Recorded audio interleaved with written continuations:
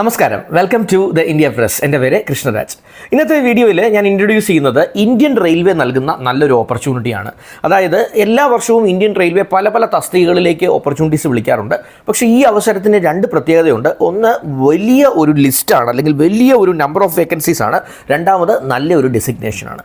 അപ്പോൾ യഥാർത്ഥത്തിൽ 9970 വേക്കൻസിയാണ് റിപ്പോർട്ട് ചെയ്തിരിക്കുന്നത്. അത് വലിയൊരു നമ്പറാണെന്ന് പറയാതിരിക്കാൻ പറ്റില്ല.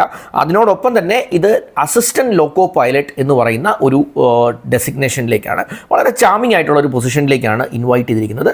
ഒരു ട്രെയിൻ എന്താ പറയുന്നത്, നമ്മൾ വിമാനത്തിൻ്റെ പൈലറ്റ് എന്ന് പറയുന്നത് പോലെ തന്നെ ഒരു ട്രെയിൻ ഓടിക്കുന്നയാൾ, അല്ലെങ്കിൽ അതിൻ്റെ കൺട്രോൾ ഏറ്റെടുക്കുന്നയാളിനെയാണ് നമ്മൾ ലോക്കോ പൈലറ്റ് എന്ന് വിളിക്കുക. അപ്പോൾ ഒരു അസിസ്റ്റൻറ്റ് ലോക്കോ പൈലറ്റ് എന്ന് പറഞ്ഞാൽ വളരെ ചലഞ്ചിങ് ആയിട്ടുള്ള, എന്നാൽ വളരെ എക്സൈറ്റിംഗ് ആയിട്ടുള്ള, വളരെ നല്ലൊരു പാക്കേജും നിങ്ങൾക്ക് നൽകാൻ സാധ്യതയുള്ള ഒരു ഓപ്പർച്യൂണിറ്റിയാണ്. അതുകൊണ്ട് ഇത് എങ്ങനെ അപ്ലൈ ചെയ്യാം, മാർക്കൊക്കെ അപ്ലൈ ചെയ്യാം, ഏത് ഡേറ്റിനുള്ളിൽ അപ്ലൈ ചെയ്യാം, ഡീറ്റെയിൽസ് എല്ലാം ഞാൻ വീഡിയോയിൽ പറയാം. അപ്പോൾ ഈ മേഖലയിൽ താല്പര്യമുണ്ടെങ്കിൽ ഇന്ത്യൻ റെയിൽവേ ഇന്ത്യയിലെ തന്നെ ഏറ്റവും വലിയ തൊഴിൽ ദാതാക്കളിൽ ഒന്നാണ്, ഏറ്റവും വലിയ എംപ്ലോയേഴ്സിൽ ഒന്നാണ്.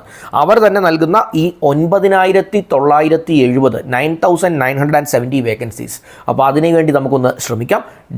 ഡീറ്റെയിൽസ് ഒക്കെ വീഡിയോയിൽ ഞാൻ എക്സ്പ്ലെയിൻ ചെയ്തു തരാം. Once again, welcome back to this channel.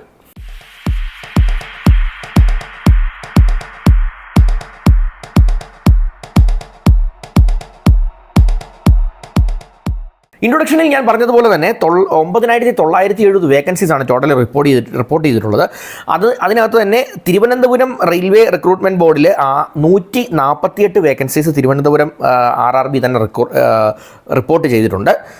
അത് ഏറ്റവും സ്പെസിഫിക് ആയിട്ട് ഇതിൻ്റെ ഡീറ്റെയിൽസിലേക്ക് കടന്നാൽ ITI എൻജിനീയറിംഗ് ഡിഗ്രി അല്ലെങ്കിൽ ഡിപ്ലോമ ഉള്ളവർക്കാണ് ഇതിൽ അപ്ലൈ ചെയ്യാൻ പറ്റുക. അപ്പോൾ നിങ്ങളെ സംബന്ധിച്ച് നിങ്ങൾക്കൊരു എൻജിനീയറിംഗ് ഡിഗ്രി ഏതെങ്കിലും ഉണ്ട് എങ്കിൽ, നിങ്ങൾക്കൊരു എൻജിനീയറിംഗ് ഡിപ്ലോമ ഉള്ള ഒരാളാണ് എങ്കിൽ, അല്ലെങ്കിൽ ഒരു ITI ഉണ്ട് എങ്കിൽ നിങ്ങൾക്ക് അപ്ലൈ ചെയ്യാം എന്നുള്ള കാര്യം മനസ്സിലാക്കാം. സ്റ്റാർട്ടിങ്ങിൽ അടിസ്ഥാന ശമ്പളം വരുന്നത് 19,900 രൂപയാണ്. അടിസ്ഥാന ശമ്പളം 19,900 ആണ് ബേസിക് പേ. പക്ഷേ ബേസിക് പേ എന്ന് പറഞ്ഞാൽ അതിൻ്റെ കൂടെ DA HRA എല്ലാം കൂടെ വരുമ്പോൾ ഒരു മികച്ച ഒരു നല്ലൊരു എമൗണ്ട് നിങ്ങൾക്ക് വരും. അതുപോലെ തന്നെ ഒരു കേന്ദ്ര സർക്കാർ സ്ഥാപനം എന്നുള്ള നിലയ്ക്ക് ഇതൊരു നല്ല അവസരമാണ് മുന്നോട്ടും എന്നുള്ള കാര്യം നമുക്ക് മനസ്സിലാക്കാൻ പറ്റും. ഇതിനകത്ത് പ്രധാനപ്പെട്ട ഒരു കാര്യം, ഞാൻ നേരത്തെ എഞ്ചിനീയറിംഗ് ഡിഗ്രി അല്ലെങ്കിൽ ഡിപ്ലോമ ഉള്ളവർക്ക് അപേക്ഷിക്കാമെന്ന് പറഞ്ഞു. ഇനി അതൊന്നുമില്ല എങ്കിൽ SSLC മാത്രമേ നിങ്ങൾക്കുള്ളൂ എങ്കിലും ഒട്ടനവധി ട്രേഡുകളിലുള്ള അപ്രൻറ്റിസ്ഷിപ്പ് പൂർത്തിയാക്കിയവർക്ക് അപ്ലൈ ചെയ്യാം. കാരണം പല ട്രേഡുകളിൽ 10ാം ക്ലാസ് കഴിഞ്ഞ് ITI അപ്രൻറ്റിസ്ഷിപ്പ് എടുക്കുന്നവരുണ്ട്. അതായത് ഫിറ്റർ, ഇലക്ട്രീഷ്യൻ, ഇൻസ്ട്രുമെൻറ്റ് മെക്കാനിക്, അതുപോലെ തന്നെ maintenance mechanic, radio TV mechanic, electronics mechanic, അതുപോലെ തന്നെ wireman, tractor mechanic, armature and coil winder mechanic, ഇങ്ങനെയുള്ള ഹീറ്റ് എഞ്ചിനീയർ, ഇങ്ങനത്തെ കുറേ ട്രേഡുകൾ, അതുപോലെ Turner, machinist, refrigeration and air conditioning mechanic, ഇത്തരത്തിലുള്ള ട്രേഡുകളിലെല്ലാമുള്ള അപ്രൻറ്റിസ്ഷിപ്പ് 10ാം ക്ലാസ് കഴിഞ്ഞ് കംപ്ലീറ്റ് ചെയ്തവരുണ്ട്. അവർക്കും ഇതിന് എലിജിബിലിറ്റി ഉണ്ട് എന്നുള്ള കാര്യം ഓർക്കുക. അപ്പോൾ ഈ കാറ്റഗറിയിൽ പെടുന്നവരാണ് നിങ്ങളെങ്കിൽ തീർച്ചയായിട്ടും നിങ്ങൾക്ക് ഇത് അപ്ലൈ ചെയ്യാം. അതല്ല എങ്കിൽ ഒരു 3 ഇയർ പോളി ഡിപ്ലോമ ഏതെങ്കിലും ഉണ്ടെങ്കിൽ ഈ പറഞ്ഞതൊന്നും ആവശ്യമില്ല. അല്ല, ഒരു എഞ്ചിനീയറിംഗ് ഡിഗ്രി ഉണ്ടെങ്കിലും ഈ പറഞ്ഞതൊന്നും ആവശ്യമില്ല. അത് മാത്രം മതി, അവർക്കും അപ്ലൈ ചെയ്യാം. ഇനി ഇതിൻ്റെ ഏജ് കാറ്റഗറി 18 വയസ്സിനും 30 വയസ്സിനും ഇടയ്ക്കുള്ളവർക്ക് അപ്ലൈ ചെയ്യാം. സംവരണ വിഭാഗത്തിലുള്ളവർക്ക് അതനുസരിച്ചുള്ള റിലാക്സേഷൻ ലഭിക്കും. അതിന് നോട്ടിഫിക്കേഷൻ കണ്ട് അതിൻ്റെ ഡീറ്റെയിൽസ് ഒക്കെ ഒന്ന് മനസ്സിലാക്കാൻ ശ്രമിക്കുക.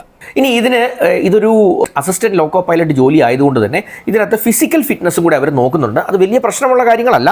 അതായത് നല്ല കായികക്ഷമതയുള്ള ആളായിരിക്കണം, അല്ലാതെ ഫിസിക്കൽ ഫിറ്റ്നസ് ഉള്ള ആളായിരിക്കണം എന്ന് പറയുന്നുണ്ട്. അതിൽ സ്പെസിഫിക് ആയിട്ട് അവർ പറയുന്ന കാഴ്ചശക്തിയെക്കുറിച്ചാണ്. അതായത് ദൂരക്കാഴ്ച കണ്ണട ഇല്ലാതെ 6x6 ഉണ്ടായിരിക്കണം. അതായത് കണ്ണട ധരിക്കാത്ത, ഇപ്പോൾ എന്നെയൊക്കെ സംബന്ധിച്ച് കണ്ണട ധരിച്ചില്ലെങ്കിൽ 6x6 വിഷൻ എനിക്കില്ല. കണ്ണട ധരിച്ചാൽ എനിക്ക് ഓൾമോസ്റ്റ് 6x6 വിഷൻ ഉണ്ട്. പക്ഷേ അത് പോരാ. കണ്ണട ധരിക്കാതെ തന്നെ 6x6 എന്ന് പറയുന്നത് ഓൾമോസ്റ്റ് ഫുൾ വിഷൻ ഉണ്ടായിരിക്കണം. അതുപോലെ തന്നെ സമീപക്കാഴ്ച, ക്ലോസ് വിഷൻ 06/06 എന്ന് പറയുന്ന ഒരു മാനദണ്ഡം നമ്മൾ പാലിച്ചിരിക്കണം എന്ന് പറയുന്നുണ്ട്. അതുപോലെ തന്നെ ലേസിക് സർജറി നടത്തി അങ്ങനെ ഉള്ള ആൾക്കാർക്ക് കാഴ്ച പ്രശ്നം പരിഹരിക്കുന്നതിനായി മറ്റ് സർജറികൾ നടത്തിയവരും ഇതിനു വേണ്ടി അപേക്ഷിക്കാനായിട്ട് അർഹരല്ല എന്നവർ പറയുന്നുണ്ട്. ഇനി ഇതിൻ്റെ എക്സാമിനേഷൻ അല്ലെ സെലക്ഷൻ പ്രോസസ്സിനെ കുറിച്ച് പറഞ്ഞാൽ 2 ലെവലുള്ള കമ്പ്യൂട്ടർ ബേസ്ഡ് ടെസ്റ്റ് ഉണ്ട്.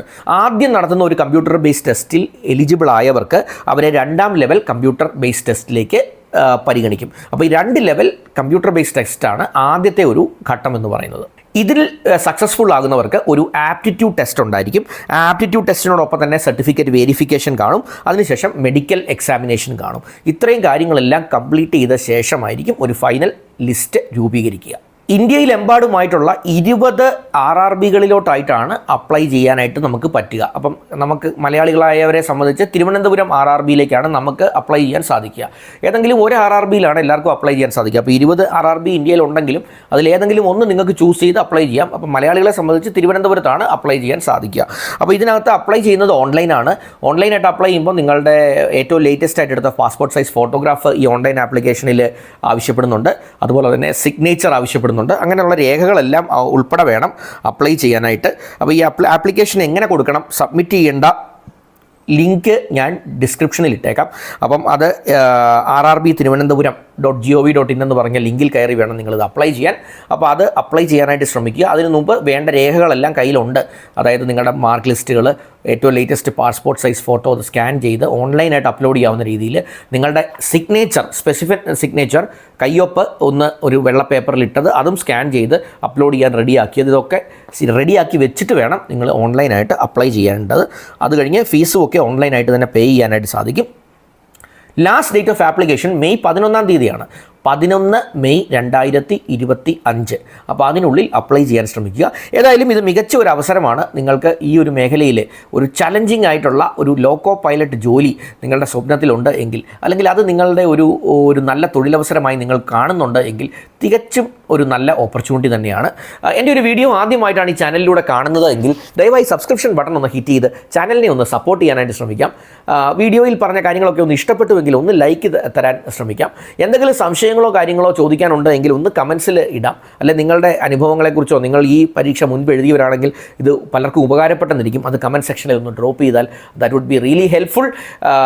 പിന്നെ നിങ്ങളുടെ സുഹൃത്തുക്കൾക്ക് ആർക്കെങ്കിലും ഇത് ഉപകാരപ്പെടുമെന്ന് തോന്നുന്നുണ്ട് എങ്കിൽ ഒട്ടും മടിക്കേണ്ട കാര്യമില്ല. ഈ വീഡിയോ അവർക്കും ഒക്കെ ഒന്ന് ഷെയർ ചെയ്ത് കൊടുക്കുക. ഒരു പക്ഷേ നിങ്ങളിലൂടെ അവർക്കും ഒരു ഉപകാരമുണ്ടായാൽ അത് നിങ്ങൾക്കും ഒരു നല്ല കാര്യമാണ് എന്ന് മനസ്സിലാക്കാം.